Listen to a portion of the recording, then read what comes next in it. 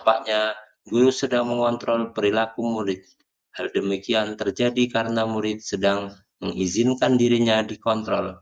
Saat itu, bentuk kontrol guru menjadi kebutuhan dasar yang dipilih murid tersebut. Teori kontrol menyatakan bahwa semua perilaku memiliki tujuan, bahkan terjadinya perilaku yang tidak disukai. Ilustrasi yang kedua yaitu ilustrasi bahwa semua penguatan positif, efektif, dan bermanfaat.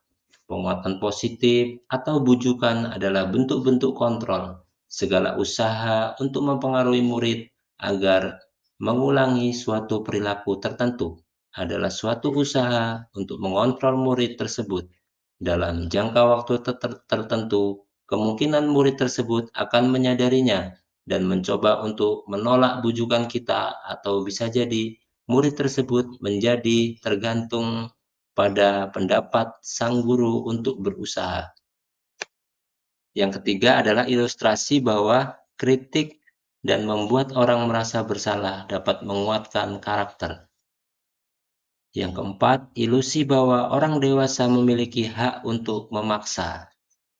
Jadi ini semua paksaan ya, atau dorongan yang timbul bukan karena diri pribadi.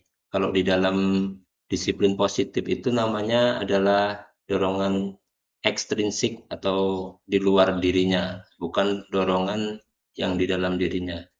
Nah, di sini ada tabel stimulus dan respon. Stimulus, respon, dan tabel teori kontrol. Ketika kita ingin membuat kemajuan perlahan sedikit-sedikit, ubahlah sikap atau perilaku kita. Namun bila kita ingin memperbaiki cara-cara utama kita, maka kita perlu mengubah kerangka acuan kita. Ubahlah bagaimana Anda melihat dunia, bagaimana Anda berpikir tentang manusia. Ubahlah paradigma Anda, skema pemahaman, dan penjelasan aspek-aspek tertentu tentang realitas. Contoh di sini, stimulus respon. Kita dulu awalnya realitas kita adalah kebutuhan kita sama ya, realitas atau kebutuhan kita sama. Di teori kontrol diubah menjadi realitas atau kebutuhan kita berbeda. Dan dahulu untuk stimulus respon kita, semua orang melihat hal yang sama. Namun pada teori kontrol menjadi kalimat setiap orang memiliki gambaran yang berbeda dan sebagainya. Makna disiplin positif. Makna kata disiplin. Ketika mendengar kata disiplin, apa yang terbayang di benak Anda? Apa yang terlintas di pikiran Anda? Kebanyakan orang akan menghubungkan kata disiplin dengan tata tertib, teratur, dan kepatuhan pada peraturan. Kata disiplin juga sering dihubungkan dengan hukuman, padahal itu sungguh berbeda karena belajar tentang disiplin positif tidak harus dengan memberi hukuman. Justru itu adalah salah satu alternatif terakhir dan bila perlu tidak digunakan sama sekali. Dalam budaya kita, makna kata disiplin dimaknai menjadi suatu yang dilakukan seseorang pada orang lain. Untuk mendapatkan kepatuhan, kita cenderung menghubungkan kata disiplin dengan ketidaknyamanan. Bapak pendidikan kita, Ki Hajar Dewantara, menyatakan bahwa di mana ada kemerdekaan, disitulah harus ada disiplin yang kuat. Sungguh pun, disiplin itu bersifat self-disiplin, yaitu kita sendiri yang mewajibkan kita dengan sekeras-kerasnya. Tetapi itu sama saja, sebab jikalau kita tidak cakap melakukan self-disiplin, wajiblah penguasa lain mendisiplinkan diri kita, dan peraturan demikian itu harus ada di dalam suasana yang merdeka. Nah, menurut Ki Hajar Dewantara, dapat ditarik kesimpulan bahwa yang bisa mendisiplinkan diri kita itu ya diri kita sendiri, bukan orang lain. Seperti itu. Nah, terus berlanjut kepada nilai-nilai kebajikan universal. Setelah kita tadi mencapai disiplin positif, maka kita beranjak kepada nilai-nilai kebajikan universal. Nah, ada 7 apa 6 ya nanti? 6. Nah, 6 versi nilai-nilai kebajikan universal, yaitu versi pertama dari profil pelajar Pancasila. Yang kita tahu di pelajaran itu ada pelajaran P5 atau proyek penguatan profil pelajar Pancasila. Nah, P5 itu terdiri dari 6 aspek ini. Yang pertama, aspek beriman, bertakwa kepada Tuhan Yang Maha Esa, dan berakhlak mulia. Terus aspek mandiri, bernalar kritis, berkebinekaan global, bergotong royong, dan kreatif.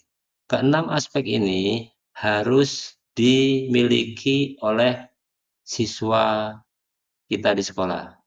Jadi siswa kita membimbing siswa kita supaya memiliki 6 profil pelajar Pancasila.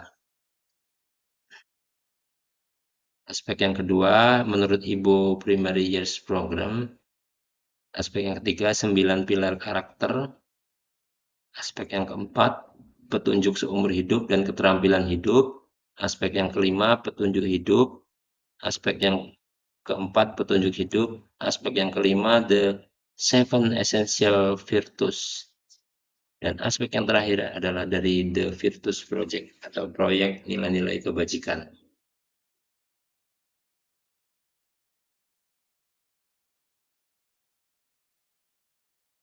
Kemudian beranjak ke yang ketiga, tadi mulai dari diri kita sudah berubah dan kita sudah menerapkan disiplin positif di sekolah. Nah, disiplin positif itu bisa kita terapkan dengan teori motivasi ya. Teori motivasi itu ada ini yang akan saya tampilkan.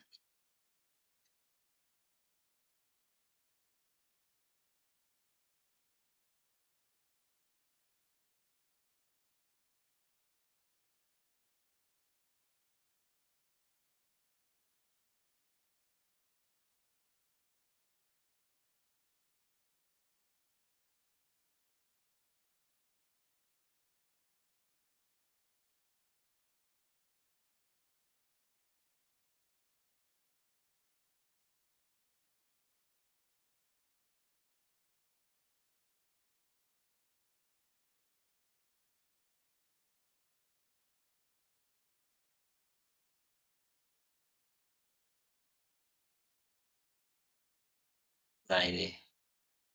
Jadi di teori motivasi itu ada, jadi manusia itu berubah dengan motivasi ya. Biasanya motivasi itu yang mempengaruhi manusia untuk berubah. Dari motivasi itu ada 3 motivasi perilaku manusia, yaitu yang pertama motivasi untuk berubahnya untuk menghindari ketidaknyamanan atau hukuman.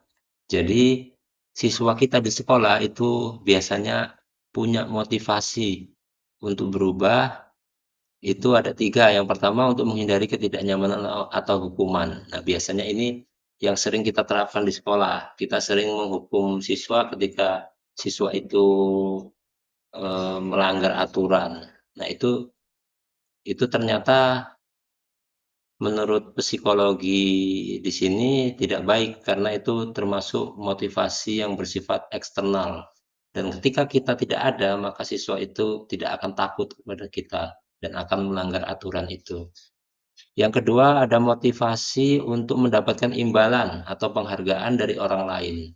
Nah, ini juga biasanya kalau kita menerapkan di sekolah itu misal siapa yang duduknya paling rapi, maka akan bapak atau ibu kasih hadiah. Nah, itu nanti orang itu atau siswa itu merasa bahwa hadiah adalah motivasinya. Misal bapak ibunya nggak bawa hadiah, dia akan tidak rapi seperti itu. Jadi ini adalah termasuk motivasi eksternal juga atau dari luar. Dan yang ketiga, motivasi untuk menjadi orang yang mereka inginkan dan menghargai diri sendiri dengan nilai-nilai yang mereka percaya. Nah, ini adalah motivasi yang bersifat internal atau dari dalam. Karena motivasi ini, walaupun tidak ada guru walaupun tidak ada orang lain, dia